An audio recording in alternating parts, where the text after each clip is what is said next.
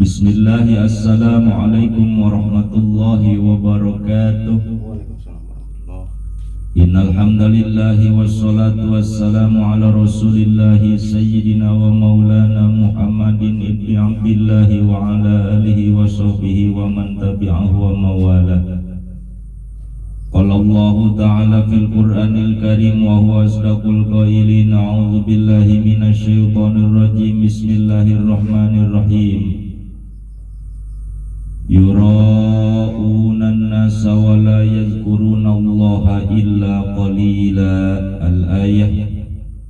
Wa qala an-nabiy sallallahu alaihi wasallam as-salatu imaduddin faman aqamaha faqad aqamadin wa man hadamaha faqad hadamadin. Al-hadis. Sadaqallahul azim wa sadaqa rasuluh habibul karim. Nahnu ala dzalika minasyahidin wasyakirin walhamdulillahi rabbil alamin. Hadratal mukarramin para jamaah semuanya di mana saja berada, alhamdulillah kita kembali dalam kajian ilmu-ilmu, dalam membahas ilmu-ilmu Allah Subhanahu wa taala. Yang pertama, harapan kita semua mudah-mudahan atas sababiah kita tolak ilmu atau membahas ilmu-ilmu Allah, mudah-mudahan yang pertama dosa kita diampuni oleh Allah Subhanahu wa taala.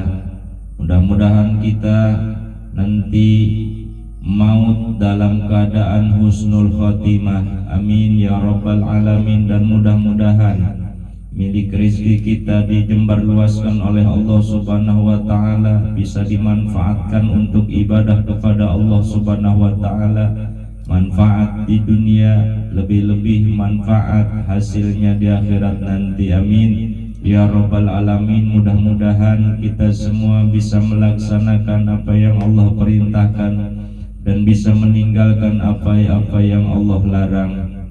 Mudah-mudahan kita termasuk dijadikan oleh Allah Subhanahu wa taala umat yang diampuni semua dosa-dosa kita. Amin ya rabbal alamin. Alhamdulillah, pada kesempatan kali ini saya akan membahas yaitu masalah pahala dan siksa. Ketika kita mengerjakan pahala, mengerjakan kebaikan, maka Allah akan berjanji yaitu akan mendapatkan pahala. Ketika kita meninggalkan apa yang Allah perintahkan, maka Allah berjanji akan didapatkan kita adalah siksa. Maka pahala dan siksa itu tergantung kita. Apakah kita melaksanakan perbuatan amaliyah yang bagus, maka positifnya Allah Subhanahu wa taala akan memberikan pahala. Tapi ketika kita meninggalkan perintah Allah Subhanahu wa taala, konsekuensinya adalah kita mendapatkan siksa dari Allah Subhanahu wa taala. Itu sudah janji Allah Subhanahu wa taala, itulah adilnya Allah Subhanahu wa taala, itulah bijaksananya Allah Subhanahu wa taala. Alhamdulillah, jamaah muhibin semuanya, ini ada yang mau bertanya, silahkan kepada muhibin yang akan bertanya masalah apa, mangga dipersilahkan. Assalamualaikum warahmatullahi wabarakatuh, Pak Ustadz. Waalaikumsalam warahmatullahi wabarakatuh. Ini saya yang beralamat di Balaraja, Pak Ustadz. Iya. Balaraja Tangerang. Dan saya ingin bertanya sama Pak Ustadz, bagaimana orang yang tidak mau sholat, sedangkan sholat itu bagian yang pertama dihisab, Pak Ustadz. Iya, betul. Mohon penjelasannya, Pak Ustadz. Terima kasih. Terima kasih, pertanyaannya sangat bagus sekali. Terinspirasi kita atas pertanyaannya. Maka pertanyaannya atau apa yang dinamakan ini terkait dengan masalah sebab akibat. Jadi siapa saja orang yang meninggalkan atau tidak melaksanakan sholat, itulah Allah Subhanahu wa ta'ala akan menyiksa kepada hambanya sesuai janji Allah Subhanahu wa ta'ala. Karena pada prinsipnya manusia hidup di alam dunia ini mengikuti aturan-aturan Allah Subhanahu wa taala, sudah berjanji dengan Allah Subhanahu wa taala, semua ruh berjanji sama Allah Subhanahu wa taala, wa ma khalaqtul jinna wal insa illa liya'budun. Aku tidak menciptakan jin dan manusia hanya terkecuali untuk ta'aruf, untuk beribadah kepada Allah Subhanahu wa taala, untuk ma'rifat kepada Allah Subhanahu wa taala. Nah, ini konsekuensinya bila mana seseorang tidak melaksanakan sholat. Ini di dunia hebatnya umat Nabi Muhammad SAW tidak langsung diazab, tidak langsung disiksa. Karena apa? Karena khususiat umat-umat Nabi sebelumnya. Umat Nabi Muhammad SAW adalah kita semua. Ketika kita melaksanakan dosa, mengerjakan maksiat, maka defendinglah sama Allah Subhanahu wa taala atas azabnya, atas siksanya. Karena apa? Inilah min hurmati Nabiyina wa Maulana Muhammad sallallahu alaihi wasallam, karena hormatnya, karena mulianya Rasulullah sallallahu alaihi wasallam. Tetapi kalau kita mengingat cerita atau riwayat sejarah zaman dahulu sebelum Rasulullah sallallahu alaihi wasallam, contohnya saja Nabi Allah Adam alaihi salam ketika umat-umatnya untuk melaksanakan tobat atau dia mengerjakan maksiat-maksiat saja, itu langsung pakaian dari tubuhnya terurai semua, akan lucut semua pakaiannya, dia telanjang. Itulah ciri orang yang maksiat. Itu umatnya Nabi Allah Adam alaihi salam. Ketika dia umatnya untuk kembali kepada Allah Subhanahu wa taala, yaitu tobat, maka itu dianjurkan, diwajibkan harus pelaksanaan tobatnya harus di Makkahul Mukarramah atau di Baitul Haram. Tetapi umat Nabi Muhammad sangat-sangat istimewa. Ketika melaksanakan maksiat, ketika selalu maksiat yang teranjang, jadi pakai baju lagi bisa malahan maksiatnya telanjang di pojokan lapangan misalnya.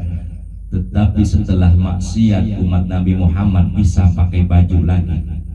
Inilah istimewa. Tetapi ingat kata Rasulullah sallallahu alaihi wasallam, dosa terbawa mati tidak ditobatkan. Maka saya akan melihat satu sejarah ketika Rasulullah sallallahu alaihi wasallam Isra wal Mi'raj didampingi oleh malaikat Jibril alaihi salam. Pada satu ketika Rasulullah sallallahu alaihi wasallam datang pada satu tempat. Summa ata'ala qaumin turdahu ru'usahum kullama rudi'at adat kama kanat wa la yaftaru anhum min dalika syai'un. Faqala ya Jibril man haula'i? Qala haula'i alladzina tatasaqalu ru'usahum 'anis sholatil maktubah. Ini sudah dinyatakan, sudah dibayinatkan oleh perjalanan Rasulullah sallallahu alaihi wasallam ketika Isra wal Mi'raj. Pada satu tempat Rasulullah melihat satu kaum, satu golongan turdahu ru'usahum. Itu golongan atau kaum sedang melaksanakan perpecahan kepala. Jadi kepalanya dipecah-pecahkan, dipantek, dipalu pakai batu.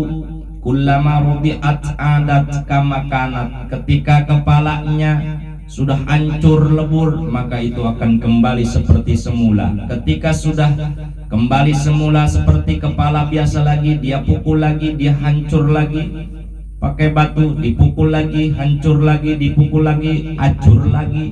Ini ulama adat kama kanat wala yaftaru anhum min dalika syai'. Tidak berhenti terus aja.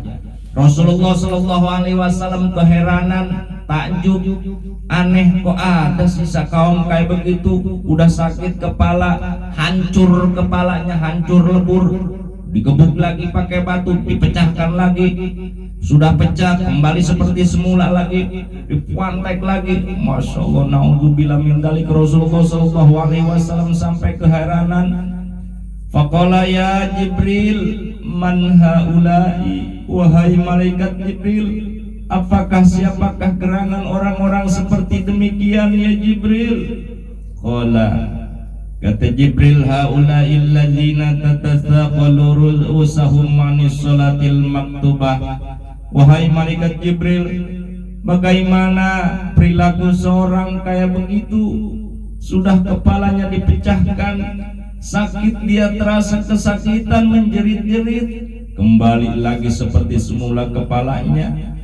Setelah kembali seperti semula ya Jibril, dipecahkan lagi, dipantek lagi, dipalu lagi pakai batu. Oh, kata malaikat Jibril, haula'il ladzina tatasaqalu ru'usahum manis salatil maktubah. Itulah Jibril, yaitu contoh atau ibarat orang-orang yang pembuktiannya nanti ketika dia tidak melaksanakan sholat, tatasaqalu ru'usahum, yaitu orang-orang yang sangat memberatkan kepalanya anis sholatil maktubah, yaitu untuk melaksanakan sholat fardu 5 waktu.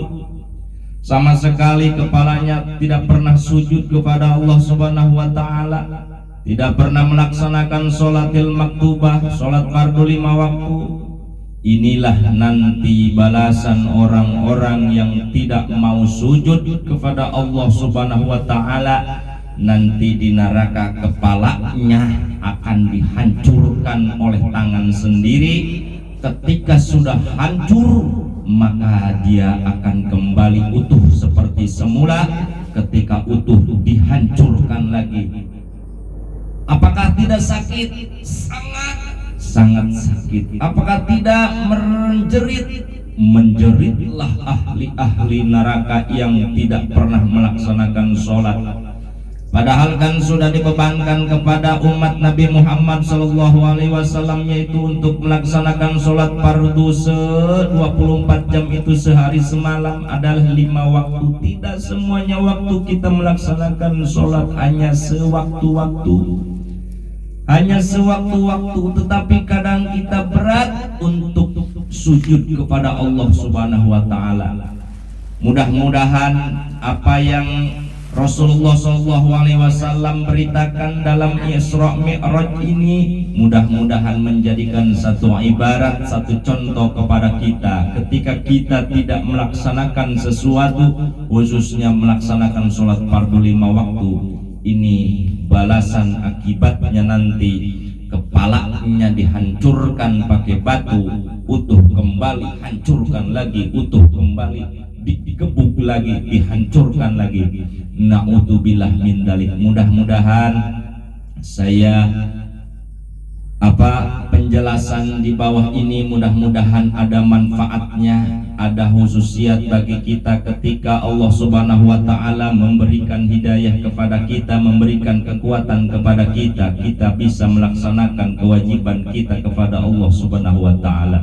Allah tidak akan rugi, Allah tidak akan merasa putus daripada rahmatnya ketika hambanya tidak melaksanakan kewajibannya. Tetapi semua itu adalah kembali kepada kita. Hasil baik atau buruk itu tergantung kita bercocok tanam di dunia ini. Mudah-mudahan ada manfaatnya khususnya bagi saya untuk peringatan. Ini ayatnya adalah basyiro wa nadhiro. Ini basyiro memperingati dan memberikan peringatan, warning, bahwa ketika manusia tidak melaksanakan kewajiban kepada Allah Subhanahu wa ta'ala, inilah akibatnya.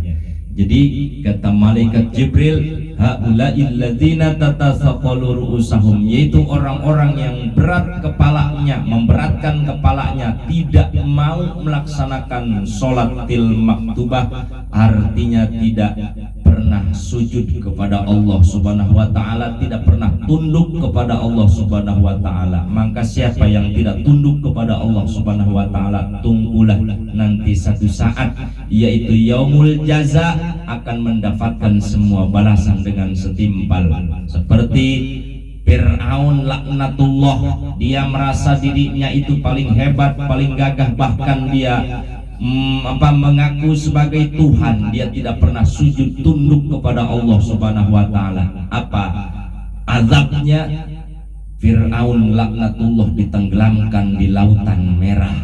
Fir'aun dihinakan dari kerajaannya yang mulia. Fir'aun di dunia sudah dibayinatkan, bahkan nanti di akhirat dia akan jadi rajanya neraka. Naudzubillah min dzalik. Jangan kita mengikuti Fir'aun dan kaum-kaumnya. Yuk kita melaksanakan kewajiban sebagai hamba Allah Subhanahu wa taala. Kita menghamba kepada Allah Subhanahu wa taala. Mudah-mudahan Allah Subhanahu wa taala ridho kepada kita, senang kepada kita, sehingga kita ditempatkan di dalam satu tempat, yaitu Jannatul Ma'wa, surganya Allah Subhanahu wa taala. Amin ya rabbal alamin. Mudah-mudahan ada manfaatnya bagi muslimin wal muslimat, muhibbin wal muhibbat.